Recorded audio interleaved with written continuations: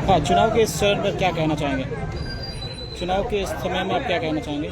देखिए, जो उपनिर्वाचन है, ये उपनिर्वाचन में जनता ने जो मैंडेट दिया है, जनता ने जो मत दिया है, हम उसको आंतरिक हृदय से धन्यवाद देना चाहते हैं। चाहे किसी भी पक्ष में गया हो, हमें भी विगत 5 बार हमें मादारीहाट विधानसभा से जिताया है।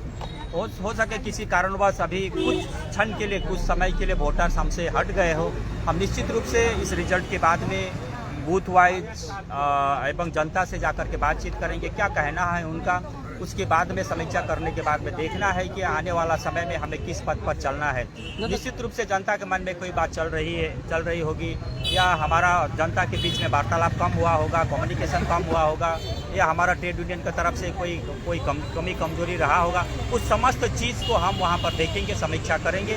उसके बाद में आने वाला समय में जो गलती हुआ है, जो भूल हुआ है, उसको सुधार करके आगे का जो बढ़ने का क्रम है, आगे बढ़ने का जो रास्ता है, वो रास्ता हम लोग तय करेंगे। तो क्या लगता है, सब कुछ ठीक ठाक से हुआ है इस चुनाव में? देखिए, चुनाव में तो कोई ठीक ठाक से नहीं हुआ है, क्योंकि जहां हमारे उम्मीदवार का जब गाड़ी का शीशा तोड़ सकते हैं, उनके शारीरिक रूप से उनके ऊपर में अत्याचार हो सकता है, हमारे इलेक्शन एजेंट के ऊपर में अत्याचार हो सकता है, या हमारे वोटर को पुलिस द्वारा धमकाने का काम हो, डराने का काम हो, या वोटरों को प्रलोभन देने का काम हो, या उन्हें ब्लैकमेल करने का काम हो कि यदि आप हमें वोट नहीं देंगे तो आपका ये सुविधाएं बंद हो जाएगी, सरकारी योजनाएं बंद हो जाएगा, आपका बिजनेस बंद हो जाएगा, आपका इंडस्ट्री बंद हो जाएगा।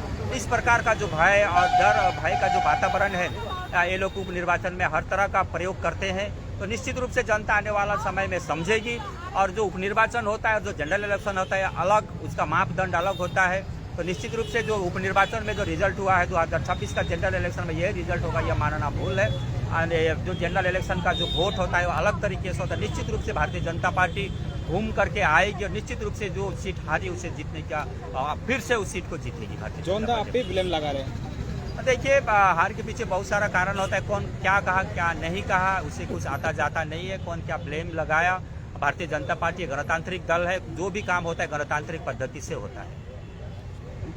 सर, देखा गया इस बार मार्जिन जो है तृणमूल काफ़ी अधिक लीड से ली है। लोकसभा में आप लोग 11,000 वोट लीड लिए थे, लेकिन उनका लगभग 30,000 पहुंच चुका है। तो इसके पीछे कोई कारण या कुछ?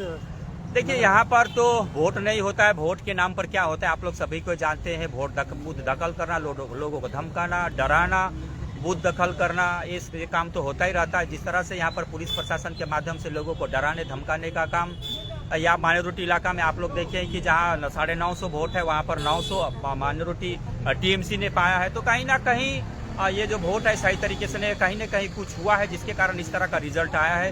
नहीं तो मादारीहाट में इस तरह का रिजल्ट हम लोग कभी सोचे नहीं थे। ठीक है, हार जीत होता है, कोई हारता है कोई जीता, लेकिन इस तरह से हारना, इस तरह से टीएमसी का आगे बढ़ना, ये मेरे ख्याल से कहीं ना कहीं ये संशय का विषय या शंका का विषय है। आने वाले समय में किस तरह योजना बनाएंगे? देखिए, आने वाला समय में हम जनता से सीधा वार्तालाप करेंगे, बूथ वाइज हम समीक्षा करेंगे, जनता का क्या कहना है, क्यों हमारी भारतीय जनता पार्टी से उन्होंने मुख मोड़ लिया है, क्या कारण है। निश्चित रूप से जनता से सीधे बातचीत करके बूथ वाइज समीक्षा करके हम देखेंगे कि कहाँ पर क्या कमजोरी है, क्या गलती है, उसको सुधार करके हम आगे बढ़ने का प्रयास करेंगे।